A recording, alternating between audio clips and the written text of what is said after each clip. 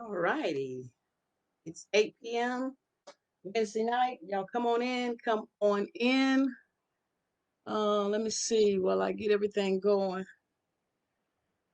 Hello. Let's see. Um, y'all bear with me a minute.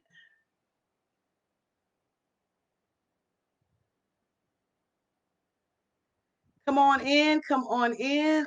Man, I hate doing this on my computer. Hey, Lakita. Okay, because I can't really see who's in here, but okay. Somebody's in here. Okay, let me share this to my business page and we'll get started. Hey, y'all, come on in, say hello, say hello. It's Wednesday night, 8 o'clock. You know what time it is. Conversations with Seema. Why do I look so frosty? I feel like I'm frosty. I don't know. Hey, Kim, how you doing? Let me see how I come. Okay, so I look okay over here. Okay. All right. Well,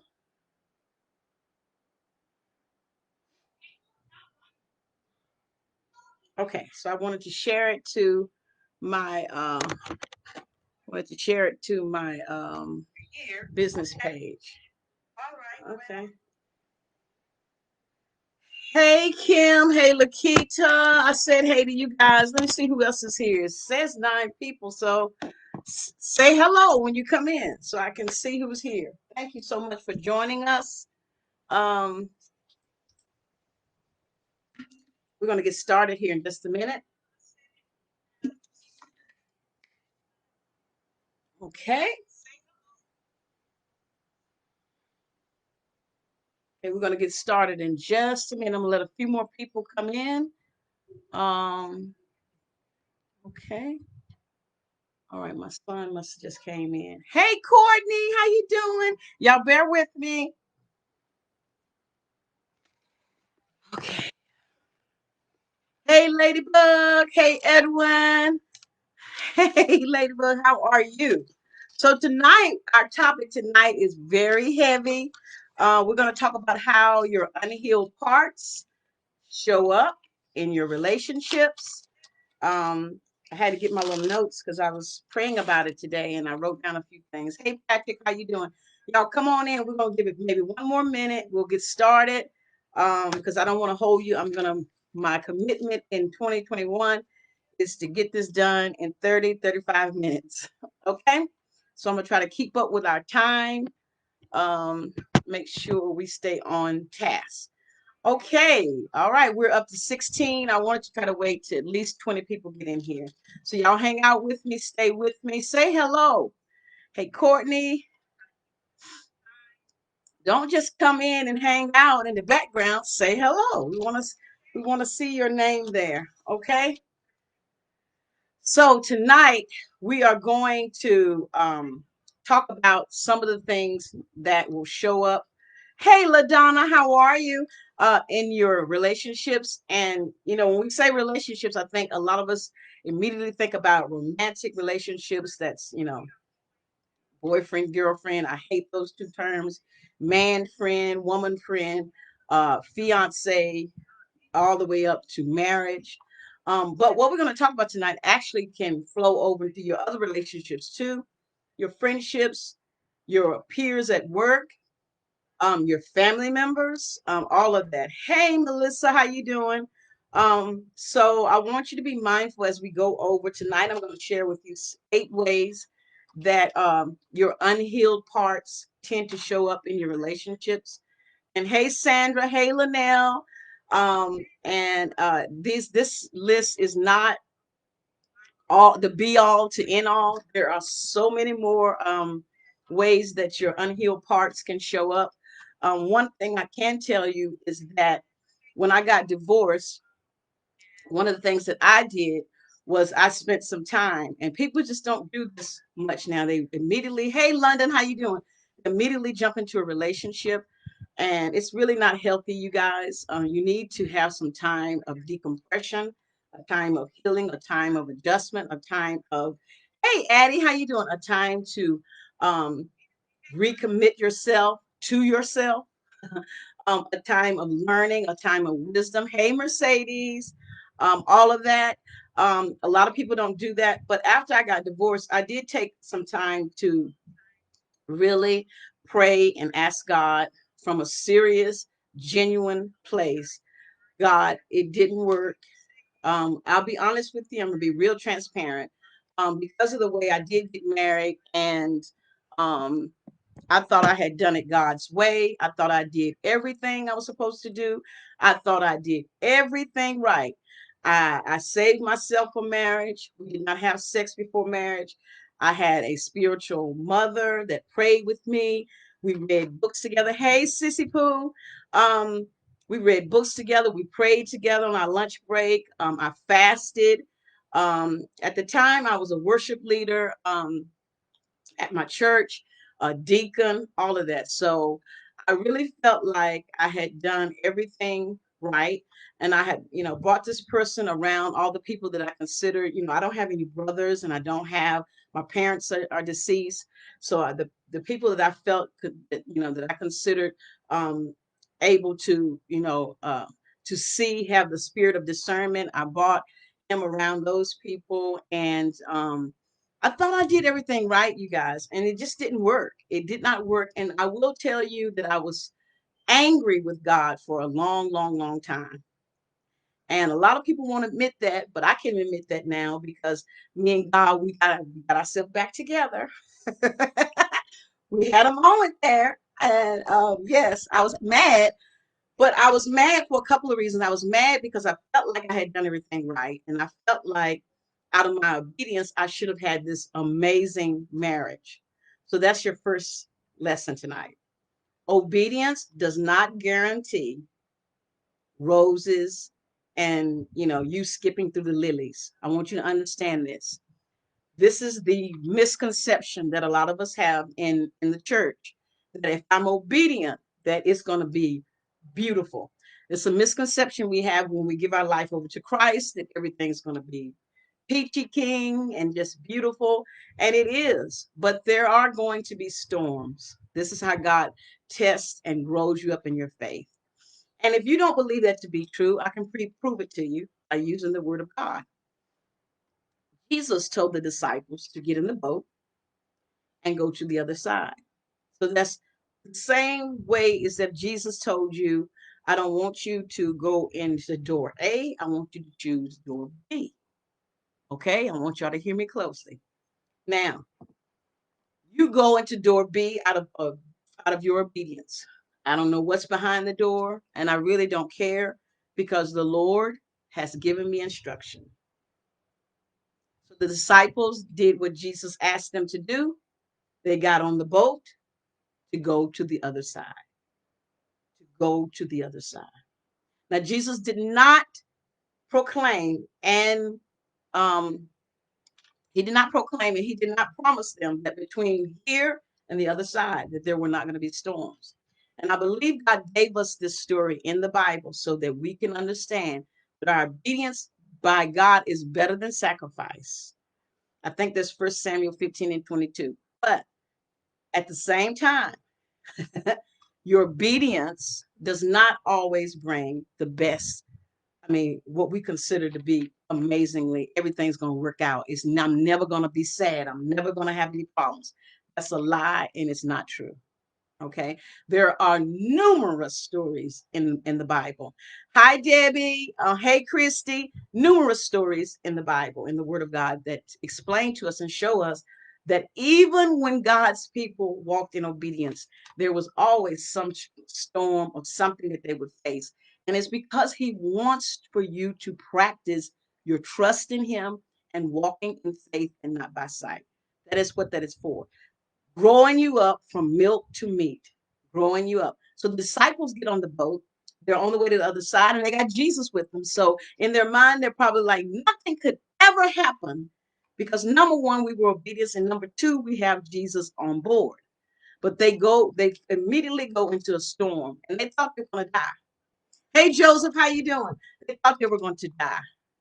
But the Lord had told them to get on the boat and get to the other side. And you know the story. They get through the storm. The Lord said, "Peace be still," and all that. They get to the other side. So, out of the obedience, they still reach their destination, what God had promised them to get to the other side. But in the midst of going from A to B or A to Z, there are going to be storms. So, when I got my divorce, back to the story, I asked God, what was my part? Let me tell you, if you are close to the Lord and you can hear his voice, and the Bible tells us that a sheep knows my voice. My sheep know my voice, and a stranger they will not follow, which means that it is his will for you to hear. Okay? It is from milk to meat. Yes, Joseph, it is his will for you to hear his voice. So I asked God, and be careful when you ask this question, just be prepared for the answer. And the Lord begins to tell me all of my part and why it didn't work. So there's never just one story, there's always three, really: your story, his story, and God's story, which is the truth. So the Lord began to deal with me on some things that I did in the marriage. And tonight we're going to talk about how my unwillingness to learn heal, and my unhealed parts of myself showed up in this marriage, that I walked out in obedience. I'm trying to help somebody tonight. Okay, how does it show up, and how does your unhealed part show up? And believe it or not, they show up. Your unhealed parts will affect the way you see the world and the way the world sees you. Somebody needs to type that in there in the chat. Your unhealed parts will affect the way you see the world and the way the world sees you. You know how when we were young and our grandmother used to say, "Baby, your slip is showing." You would go and say, "Oh, pull it up." Don't let you can't let your undergarments show. Listen, your pain, your unhealed parts will cause your slip to show, and everybody in the world can see your pain. And again, I say, your unhealed parts will affect the way you see the world and the way people see you. That's why it's important for us to take time. Hey, Gail, take time to heal those unhealed parts of ourselves. Okay, tonight, real quick, it's 8:13. I'm gonna go. Tonight I prepared 8 ways that our unhealed parts show up. Hey, Rhonda, how you doing? Good to see you. And we're just gonna discuss them briefly. But I want you to think about these. I want you to think about them all. I want you to meditate. Meditate meaning allow this word to get down in your heart and be quiet and allow the Lord to take the word I'm about to plant into your heart. Allow him to take it and use it. He's going to reveal to each one of us something totally different. You will be able to find yourself, I know, in at least one of these 8, because we all have some unhealed parts, okay? But the good news is we can fix it. That's the good news. We can fix it. My mantra is, God, there is nothing that can happen today, not one single thing, that between you and myself, the power that you have instilled in me, okay, according to Romans 8 and 28, that we cannot handle it. Okay.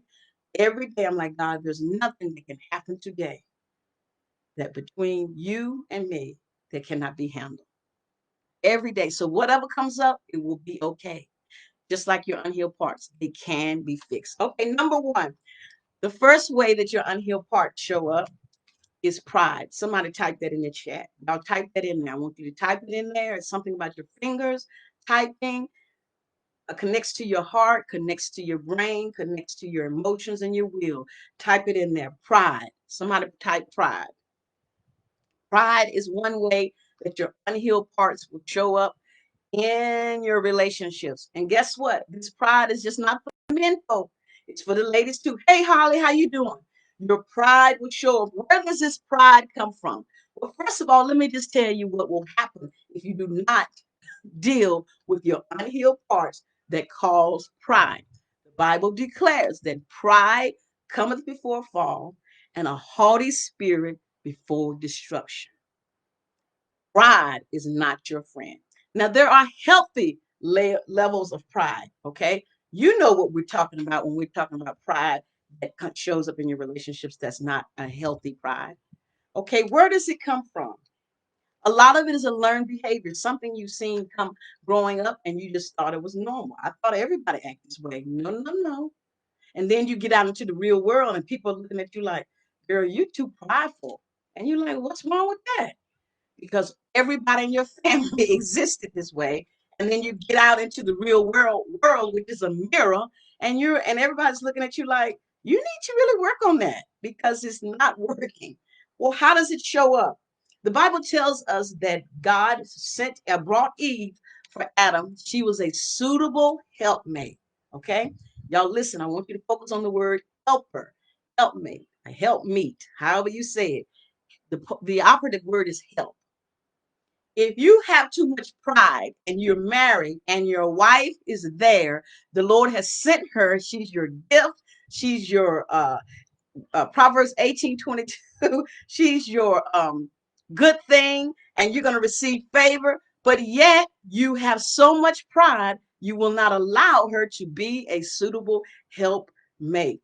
Now, what is that? So that's almost like having a knife that cannot cut, a sun that does not shine, a car that does not go anywhere. Okay. So your mate was given to you to help. But if you have too much pride, you will not be able to receive help or extend help. I want y'all to hear this. Too much pride will keep you from being able to receive help and extend help. Now, did I have issues with that? Yes, the Lord showed me. You were raised by a single woman. She taught you, even though she never sat down and said, this is how you do it. But by learned behavior, which makes up 80% of our behaviors, I watched her do it all by herself, which is how I saw it. So in my mind, I can do it all by myself. My sister's on here. Listen, we were about to get us a shirt that said, excuse my expression, shit, I do it myself. That is because there's a level of pride there that if I'm the only one that can do it right, or I don't need your help. But listen, we all need help. Hey, Robert, we all need help. And there's no reason for you to go into a marriage where it's supposed to be a partnership and you have such a level of pride that you cannot receive or extend help. Number two, y'all ready to put this in the chat? Unforgiveness is how your unhealthy parts show up in your relationships. Unforgiveness. Can y'all put that in there? Unforgiveness. You're unable to overcome disagreements.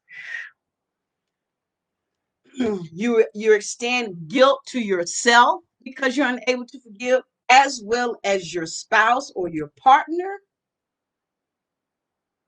And God forbid something happens that you do not like in the relationship. I'm not saying you need to settle and continue to be disrespected, but at the same time, there is a level where you have to extend forgiveness. So unforgiveness shows up in a relationship and it can impact your ability to become one with your spouse. Okay? Y'all hear me? Unforgiveness. Where does that unforgiveness come from? Same thing. It's probably something you learned. It's probably something you learned, or get this one. It's probably back somewhere in your childhood. There's a level of trauma, something that transpired, and you wasn't given the opportunity to heal it. Therefore, you've built up this bitterness, which leads to unforgiveness. And then you bring that into the relationship. This goes for romantic relationships and friendships. The other thing is, as soon as your partner um, resembles in any way something that you have experienced, immediately that unforgiveness is triggered. Hey, Melissa, how you doing? Unforgiveness is the second way. The third way is mistrust, or not the ability to not trust. Okay. Now, this one is deep because this is one that the Lord dealt with me about. Again, another learned behavior. And it goes back to the pride that no one can do it as good as I can, and I don't need anybody's help. I know it's some single ladies out there and some men who are walking around. I have to check myself sometimes. I've done better. Last year I was intentional about it, and this year of receiving blessings, because the Lord showed me Luke 6:38, and he said, I told you in that the men shall give into your bosom. I can't use the hands on earth to bless you until you are open to receive it. So you've got to deal with your pride and your ability to not trust people. Okay? Your mistrust, which came from something probably in your childhood, will lead you to not trust your mate with your heart or with your intentions. You know how we say, I just want him, I want somebody who just, I can trust that he has my intentions in mind. He has my heart in mind. He has me in mind when he makes a decision. But when you have a level of mistrust or inability to trust, listen, you're going to miss some blessing opportunities. I tell the ladies all the time, you guys are praying for divine connections, but I believe God is going to send people who are strangers to be your divine connections. But if you don't trust women, which a lot of Black women say, I don't trust women, I'd rather have men friends. Okay. But that level of trust is going to cause you to miss out on some wonderful divine connections that God is going to send to help elevate, okay? Elevate you, okay? You've got to be able to trust. Number 4, y'all write this in. This is deep too. Lack and poverty mindset. Honey, ain't nothing like getting married and one of you have a mind to excel and create a legacy for your family and all that. But the other one is content with lack and poverty because of the level of, because of how they grew up, because they made this situation of survival. A lot of us came from situations where we just saw everybody surviving. We didn't see anybody living. We just saw survival. And we have brought that into our relationship. So how dare you want to get our credit straight and save and go and prepare for retirement and plan now for the children's education and all of that. How? No one ever did this growing up. So you are stuck in a level of lack and poverty. And you got these two people that come together, and one person is like, I want to build a legacy. The Bible tells us to leave for our leave a legacy for um the generations to come. And the other person's like, I'm fine sitting right here in my recliner. This is okay with me. Lack and a poverty mindset has become your norm. And then there's that person who grew up in the lack of poverty mindset who then becomes the total opposite, an overspender. Anybody ever been there? Yes, overspender. And then there's this thing where you have a dysfunctional relationship with money. Hey, Rhonda, it all comes from lack and a poverty mindset. So that unhealed part of yourself will definitely show up in your marriage. Number 5, insecurities. My God, somebody type that in there. Insecurities. Let me tell you something. One of the worst things that I can deal with, hey, Jessica, is somebody that's insecure. Listen, and I'm going to be transparent again. Y'all know I'm on social media. I have a lot of people who follow me. There are men who follow me and they make comments on my page. You're beautiful and all this. Listen, I cannot address every dude on Facebook. So I cannot be with someone who is insecure. I'm with you and period. Okay? I can't deal with no insecurities. So you need to work on that unhealed part of yourself that shows up in all your relationships, all of them. How does insecurity show up? Jealousy, manipulative. Okay, so how is somebody give us an example, Seema, of how manipulation comes into this insecurity. Here's one. When they want to, and oh God, somebody posted about it the other day. If I say I love you and then the person doesn't say it back, okay, so Were you just saying it so I could say it back, or were you just saying it because you really mean it? See, this is how those subtle ways that people manipulate you into saying or giving them what they need, that comes from a place of insecurity. That's where it comes from. Okay. Love bombing. Have y'all ever heard that word? I want you to write it down, put it in the chat. I want you to go and research it. This is a tactic that is often done by narcissist individuals, and they will bomb you to death with love. Oh, you are the best thing since sliced bread. You're the greatest. Oh my God, I can't live without you. And then when they get you, then another person shows up. You're like, what happened to me being the best thing since sliced bread? Love bombing is another way insecurities come up. Another one is afraid to let go. Have y'all ever been in a situation where you knew down in your soul that you needed to get up out of this one? You need to exit, how they say, flex it to the exit. But the insecurity in you, like, am I going to be able to find someone else? I have 3 kids by this person. Am I going, what can I do? Where am I going to go? These are all insecurities, and this is how it shows up in your life and it shows up in your relationship. Remember, we said, for those of you who came in late, that we said your unhealed parts will affect the way you see the world and the way the world sees you.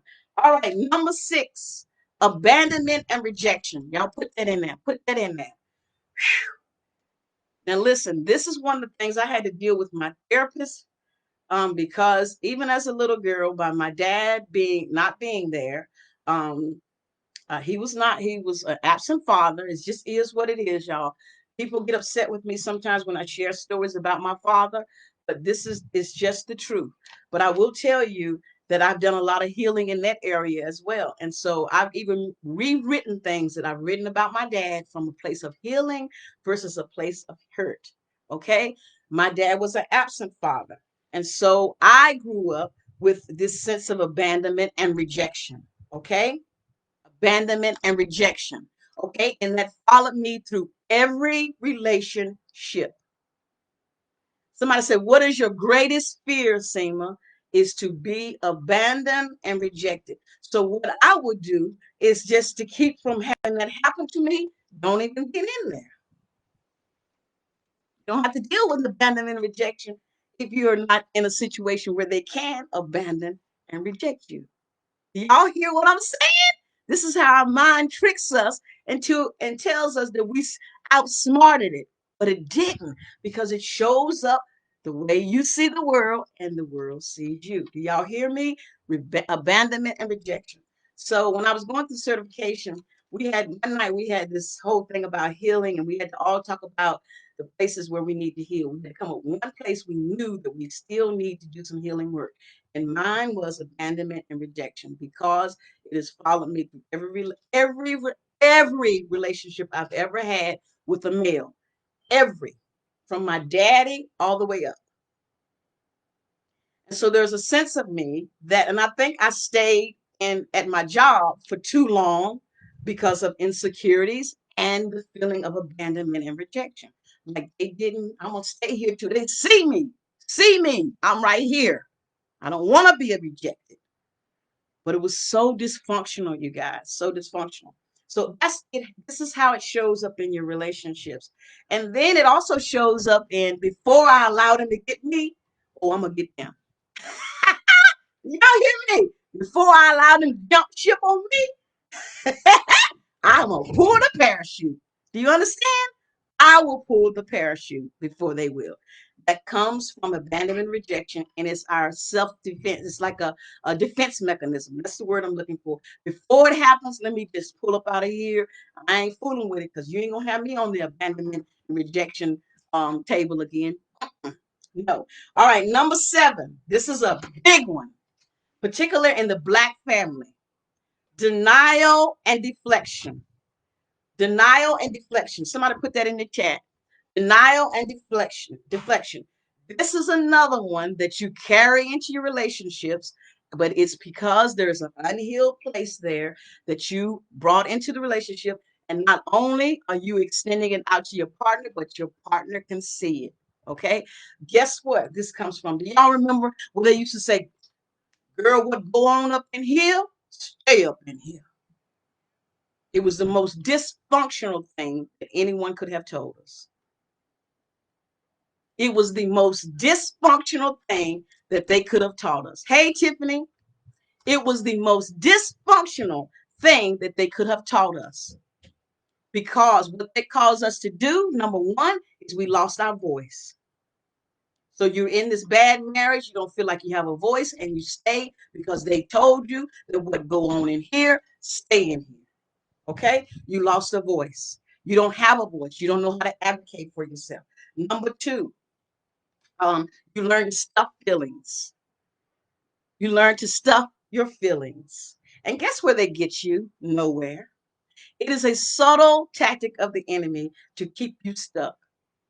He tells you if you be quiet about it, it'll just eventually go away. But it doesn't. What it does is it takes root and it eats you up, and it causes bitterness. Then it causes moves all the way over to unforgiveness. It's a subtle trick of the enemy. Don't talk about it; it'll go away.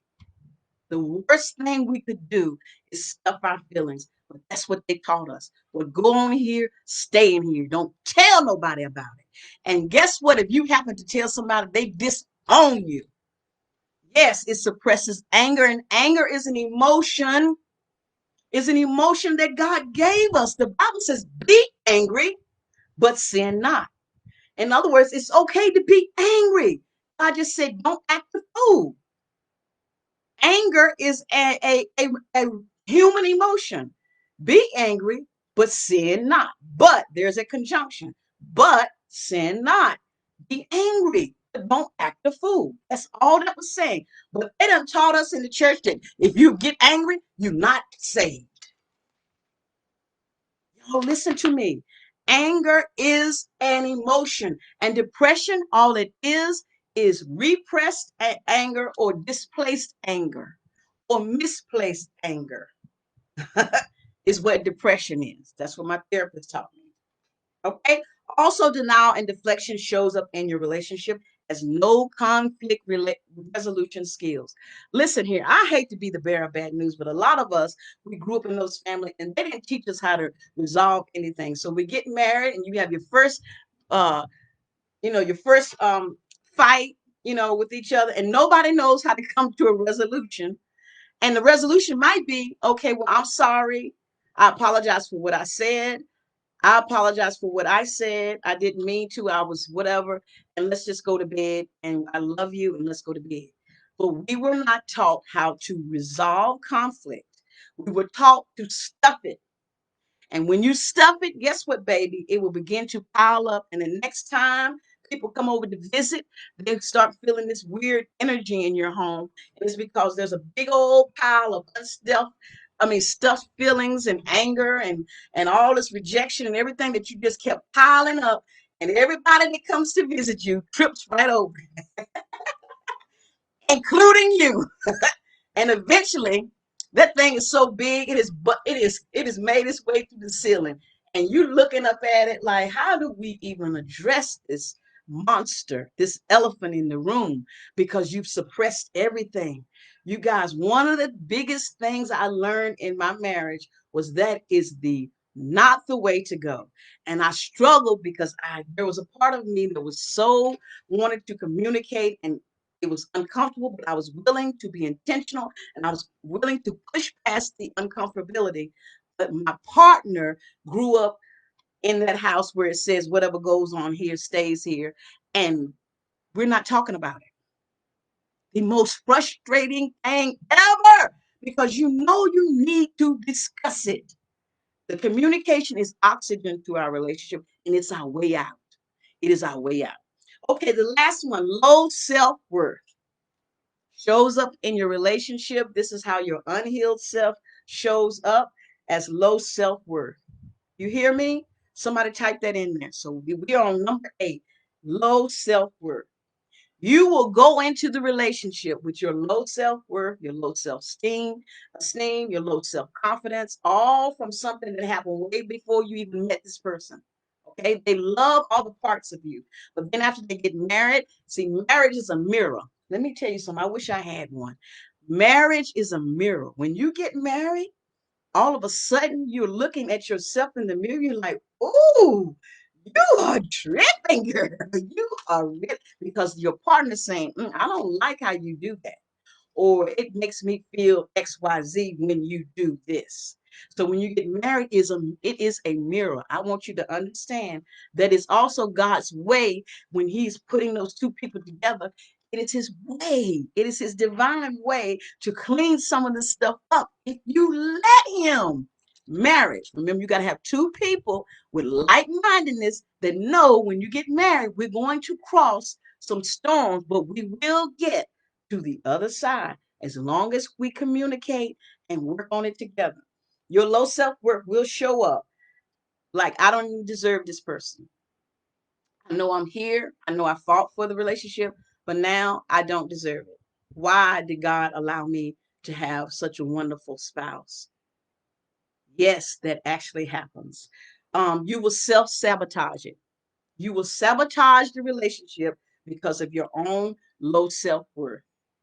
You will accept whatever, even if it hurts, whatever. Domestic violence, physical abuse, mental abuse, you will accept whatever because there's a low self-worth in there that actually, if you be honest with yourself, tells you that this is the best you're going to get. This is the best. That's that voice in there that tells you this is the best you're ever going to get. Why would you ever leave it? Meanwhile, you're being abused. Okay. Um, Low self worth also causes you to not be an advocate for yourself. Listen, I did a class last night talking about how to be productive in 2021 and stay that way. And I told the ladies and gentlemen last night that we have to learn how to take care of ourselves. We have taken care of everybody in the universe but ourselves. It's particularly Black women. We have taken care of everyone. We have taken care of all the first lady, the pastor, the ushers ministry. We have taken care of the hospitality ministry at church. We have taken care of our parents. We have taken care of the kids. We have taken care of our siblings. We have taken care of our spouse. We have taken care of everything and everybody but ourselves. Hey, Brittany, but ourselves. Low self esteem will allow you to not be an advocate for yourself. You got to heal that unhealed part of yourself so that when you go into the relationship, you can be an advocate for yourself. You love that other person, but you also got to love you. Okay. Another way that low self worth shows up in your relationships is codependency. I want you to write that one down. Codependency, that's your homework. I want you to go and research it, research it. I never forget, I went to therapy back in 2000, 2001, somewhere in there. And I had this wonderful therapist. And my first day there, I didn't want to be there because my primary physician, who was also a Black female, told me I had to get my butt in there. And I didn't want to go, but I was being obedient. There's that word again. I was being obedient. And I got there and I crossed my arms. They told me that Black people don't come to the therapist because if you do, you crazy. And I know I'm not crazy. But when I tell you that lady, her name was Donna, she changed my entire life. As a matter of fact, if I could talk to her today, I would tell her she actually saved my life. She actually saved my life. She really did. Because she taught me so many, she was a cognitive behavioral therapist. She taught me some resources, number one, that help me determine how when have had too much, or I'm over, I'm stressed, my body will signal that I've had too much or I'm stressed. And she showed me how to to pick that out and to recognize it. She also showed me how to that I was a perfectionist. And she said that I had very high expectations, not only for myself, but for everybody that was in my space. And she said, baby, sometimes your expectations are so high that you cannot reach them yourself. So she had me do this exercise in her office. I never forget it. I had to stand up on this thing, and she said, I want you to touch the ceiling. And I said, well, I can't touch it. She said, but you said you can touch it. That was your expectation. You need to touch it. I'm like, I can't reach it. She said, but you got to figure out some kind of way to reach it. So I was trying to stand on stuff and everything. And I was like, but I'm going to fall. And she said, but that's what you do. Your expectations are so high, Seema, that you cannot even meet them yourself. And you continue to live in disappointment land, not only at yourself, but others. Woo! When she told me that, it saved my life. That one thing. That's why I tell you, you got to get you a good therapist. They're going to save you. They're going to help you. They're going to walk you right into that place of healing. But you have the power to heal yourself. Okay. So we were talking about codependency. So what I also found out is that I learned codependency from my mom. Codependency is just when you feel like when you have to be needed, you will subconsciously create situations. Let me just say it this way. You will create shit where you will be needed so that you can feel needed. That's what codependency is. Y'all hear me? You will create things in your relationship, in your friendship, so that you will be needed, so that you can be needed. And then I read a book called Get Out of the Pit. And I think it was by what's her name? She's been on Twitter a lot talking about the president. And they've been they've been all over it too. God, what's her name? I cannot think of it, but it's called Get Out of the Pit. And I read this book, and it was a book that my therapist told me to read, and it talked about codependency, and it talked about, and this is how it registered to me. Now somebody else might have missed it, but what it did, it registered to me that she said, first of all, you are not Jesus. I was like, I know I'm not Jesus. She said, but you have this savior complex where you gotta save everybody. And she was like, and sometimes you get in God's way. And I'm like, I do. So when I learned that I could affect or get in God's way, it blew me away. Like I would never want to do that. But when I came to that revelation, it's like, whoa, God. Sometimes God is saying, don't help them. I need them to go to the bottom. And you keep jumping in, codependent, enabling people, and I can't do what I need to do. Stop. You are not me. I'm Christ. And in the book, she says, we already have Christ. The job has been taken. It is not vacant. And I was like, oh my God. So there was a situation with my spouse, and the Holy Spirit spoke to me at that moment and said, stop trying to pull him out of the pit. Let him stay. Because what's going to happen is you're going to fall in. And I can't have both of you in the pit. There are children that need somebody who is not in the pit. Woo! Codependency is how it shows up, becomes from low self-worth and esteem, that you have to create situations where people need you. My God. The book is Get Out of the Pit. Beth Moore. Oh my gosh, Lori, thank you. Beth Moore. Yes, ma'am. That's another big book that changed my life. Beth Moore. And when I saw that I had saw that I had a savior complex, number one, that I was codependent. I learned this from my mom. I watched her the whole time be codependent to all these people in our family, helping, helping, helping, helping, and the people needed to help themselves. I learned this behavior from my mother. It was normal to do that. And I thought it was normal till I found out it was not normal. It was dysfunctional. But unless I had gone to the therapist, I would have never found that out. You guys got to understand that your unhealed parts will show up in your relationships. They will every time.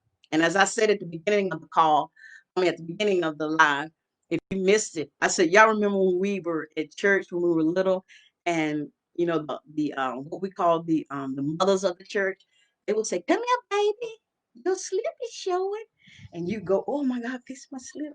because you just couldn't go anywhere where your slip was hanging, right?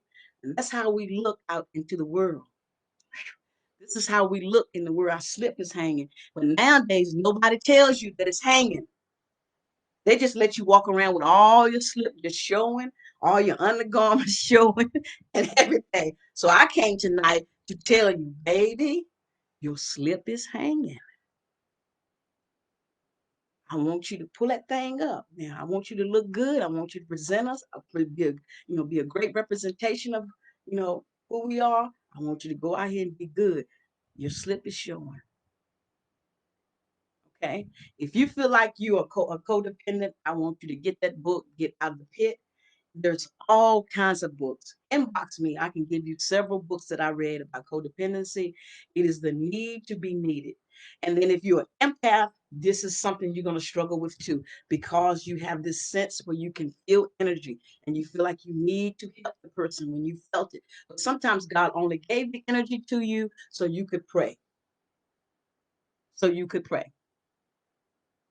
Yes, Angela, folk just let you walk around looking crazy. Won't nobody pull you to the side like the mothers used to do and say, come here, boo. Come here now. You acting up. And what's going on? Grandmama, you can't be out here acting like that now. Don't embarrass us. What's going on? But people will let you walk around with your slip showing, your undergarment showing, everything showing, your hair out of place. They want to say, come here, baby, let me get that. Oh, you got some in your hair. Or you got this, you got some in your nose. They will let you go out looking crazy and then laugh. That's why you guys got to take ownership of your own healing. It will affect the way you see the world and the way the world sees you. Y'all got it? All right. We talked about 8 ways your unhealed parts show up. We said pride, we said unforgiveness, we said mistrust, we said lack and poverty mindset, we said insecurity, we said abandonment / rejection, we said denial and deflection. Deflection where you don't want to, you always got some answer for it instead of dealing with the problem. That comes from the way they trained us back then. Don't even talk about it. And number 8, low self-worth, self-esteem, self-confidence, self-value, self-care. All of that goes together. Linnell said, fall in love with yourself. And you know what, Linnell? That is the God's honest truth. And this is something that we need to make normal. Somebody said, normalize falling in love with yourself. It is not prideful. It is not selfish. It is preservation. You hear me? And our ancestors and our grandparents and our parents, they survived. Not many of them decided that we're going to go past survival and we're going to live. But now, y'all, we are in 2021 and we can learn how to live, not just survive, and teach our children how to live, not just survive. And then they'll teach their children. And then that seed that has been planted will continue to grow. We've got to make living normal. It is okay to take care of yourself. Okay. I told the ladies last night, you got to extend grace. We extend grace to everybody else. For the person who ran out in front of you, for the kids, for pouring, writing on the your furniture. We extend grace to the dog who ate up your shoes. We extend grace to the people at church who were mean or who didn't, said something about you. We extend grace to everybody. How about you extend some grace to thyself? I'm working on myself. I'm not perfect. I have things that I have not done right. A lot of it is because I just didn't know any better. But when we know better, we do better. So if you are in the sound of my voice, you've heard this message tonight, then you are required to heal your unhealed parts of yourself. Okay? Y'all got it? Linnell said, woo, do a session on the children. What you mean, Linnell? Tell me more. Tell me more. Yes, Angela, extend more grace to yourself. Extend grace. Extend grace. Listen, when you do not extend grace to yourself, I told them last night, If you miss a deadline, if you don't go to the gym 3 days a week, if you fell asleep and you didn't do this or whatever you had on your list, extend grace. Get up tomorrow. Start all over and get it right. Because if you don't, you go to bed defeated, you wake up defeated. That feeling of defeat will affect the next day and the next day and the next day and the next day. You're going to have to put that thing to bed every night. No, I'm not going to bed defeated. I may not have gotten all 25 things done today, but by God, I got 3 done. And so, God, I'm going to be grateful for the 3. Now I'm down to 22. Bless God and wake up tomorrow and extend some more grace and get to going on them 22. This is what my stress management coach taught me, and it has helped me. Do not go to bed defeated. You won't sleep well. You won't get rest. You might be asleep, but you don't get rest. Okay? And you start out tomorrow defeated again. Extend grace, people. Extend grace to yourself. And I want you to say, you know what, Seema, when you called out one of those 8 things, one of them really resonated with me. I am codependent. I'm dealing with my pride, or I am very insecure, whatever it might be. You don't have to tell anybody but you and God. And extend grace, forgive yourself, and start tomorrow. I need you to show me, God, how I can work on it. I don't want to get married and bring this to my partner. Here's the thing: when you do your healing, oh my God, and you're single and you meet somebody, you can expect them to have done their work too. Listen, y'all, we're getting ready to normalize healing work. It is a sacred work. It is not easy, but it is necessary. We're going to normalize men and women healing before they get married. And Tony Gaskins says, heal before you deal. In other words, heal before you deal with people. You got to do it. You don't want somebody to say, baby, your slip is showing. I love it. Y'all, I love y'all so much. Do not go to bed defeated. Yes, ma'am. I try not to go to bed defeated, not one night. There are times I miss stuff, I don't get it done, and it's a-okay. But I'm not going to bed defeated because I got to get up tomorrow grateful and excited about what's coming the next day. If that means I have to change a job, if I have to let people go, then you do it, because you cannot heal the same place you got hurt. When I tell you, you cannot heal the same place you got hurt. That's why when they have when an addict they get clean, they have to remove everything from their house that resembles anything that can be an addiction. They have to cut friends off. They have to cut family members. They might have to move. They might have to move out the house, because you cannot heal where you bled. You cannot heal with the place you got hurt. It's impossible. Okay? God is good, y'all. He's amazing. He's a miracle worker. But that's just common sense. Don't get up in there asking God, Lord, please help me to stay clean when everybody in your house is getting high. No, no, no, no, no. Move. Remove yourself. Okay? You cannot heal the same place you got hurt. Yes. Kimberly, heal before you deal. I got that from Tony Gaskins. One of his books he wrote, he said that. Yes. Oh my goodness. All right, y'all. I love you. I enjoyed you again on a Wednesday night. Conversations with Seema. Listen, I want to let you know I've got a couple things coming up. Y'all know I always have something coming up to help, to help, to help, to help. I didn't say be codependent. I'm not doing any work for you, but to help. In other words, you've got to take the step. You've got to, submit yourself, before the Lord. You've got to do it. I can't make you do anything, but I can provide a resource that you can use. Number one, if you would like to have a one-on-one free complimentary discovery session with me, let's talk about what's going on with you. It's 30 minutes and it's free. My gift to you. Just go to SeemaWhiteTina.com. Somebody put that in the chat for me. www.SeemaWhiteTina.com. If you go right down in the middle, right in there, you click that button and it'll take you straight over to my calendar where you can choose a date and a time, and it's totally free. Time for you and I. And all I ask for you to do is to show up. because it's free. I didn't ask you to pay anything, but you guys have to show up. Second of all, I've got a new 30-day challenge coming up. I always talk about capturing these thoughts of ours that we talk to ourselves all day. And a lot of us don't realize that we are speaking to ourselves every day. So we're going to do a challenge together. Starts February 1st through March the 2nd. It's a 30-day challenge. I'll be putting the link up tomorrow. Come to my page. I'll be putting the link up tomorrow. I've got to get everything straightened out for it, but tomorrow the link is going to go live. You can sign up. It is a 30-day challenge. You're going to get a workbook. And every day you're going to have a challenge that's going to help you.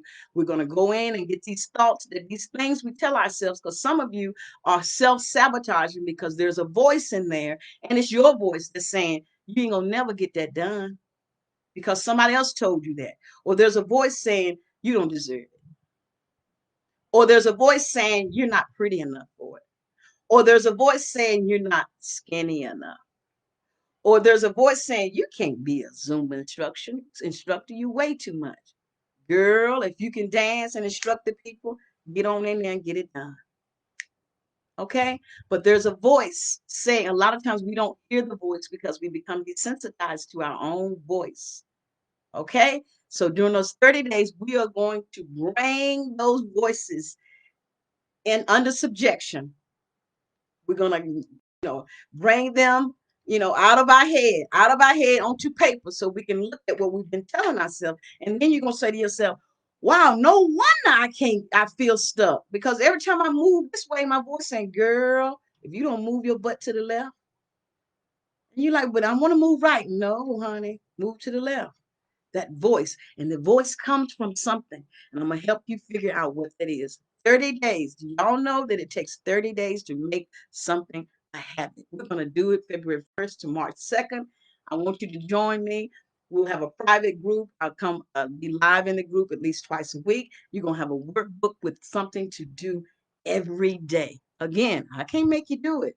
You have to want it. All right. I love y'all. Thank y'all so much for hanging out with me tonight. Conversations with Seema. And to next week, we're going to do this again. Your favorite confidence and transformation coach. This is Seema Watima Clark Torian. Peace and hair grease. No, I'm just kidding. I love y'all. Have a good night.